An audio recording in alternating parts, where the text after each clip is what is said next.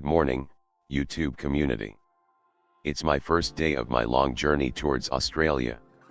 It's 5 a.m. when my alarm clock goes off loud and clear. Actually unnecessary, because I've been awake for a while.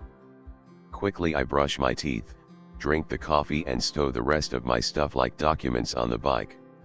Now I only have to mount my cameras, so that I can make movies on the way. Despite some experience from past trips, it is still always something different, or it comes differently than you planned.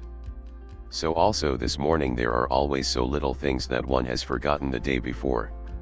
Nothing special, but they take time. Around 8 o'clock I was done with the rest of the work. Just a quick shower and I'm ready to go. By now it's 9 o'clock and I'm ready to go. I say goodbye to my wife and my dog and I can start. My onboard computer already shows 27 degrees in the shade. I hope that the airstream is cooling, and there is no rain. Today's route is about 350 kilometers long. My first plan was to drive with the motorcycle from Thailand to Germany and the year after from Germany over North Africa, Saudi Arabia to Iran and from there to visit the Pamir Mountains.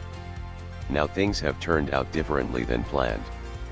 I can't make this trip because Myanmar is closed and there are no signs that the country is opening up. So, if I am not allowed to go west I will try to get to Australia and from there I will decide how to continue. I take the road 21 south. My first destination, originally should be an airplane cemetery in Bangkok.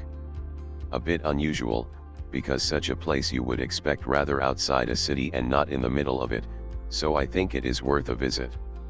However, my research revealed that it's just one plane, and foreigners like to be asked to pay. I hate that saying I keep hearing, you FARANG you pay. I think it's an insolent cheek.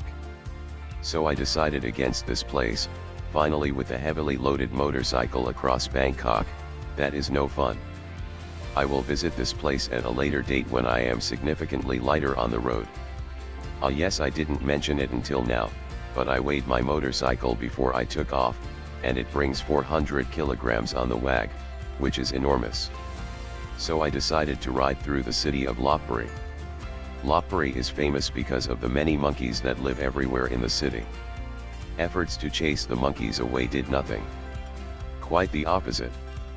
A businessman who supposedly owes his prosperity to the monkeys organizes a monkey festival every year.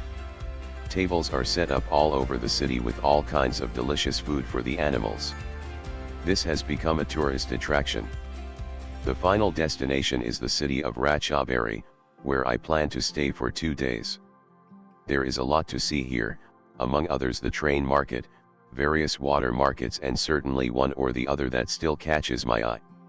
The train market and the water markets I already know from my previous trips, but I want to visit these places again. Until I get to Ratchaburi, I've only taken 1 or 2 breaks, just to stretch my legs and have a drink. I want to arrive at my destination as soon as possible, where my host tour is waiting for me. I arrived at the agreed point in Ratchaburi around 4:30 p.m. From here I called my host to let him know that I have already arrived. It only took a short moment before he was already standing in the street waving at me where to go. The driveway to his house was very narrow and so I first had to remove my luggage to even have a chance to get to the designated parking space on it.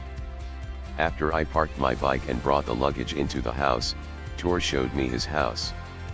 He is really a great host. He told me directly, "My house is your house, so feel like you are at home." A little later, my host just ordered something for dinner and I bought a bottle of beer for everyone. After the meal, I sat down at my notebook.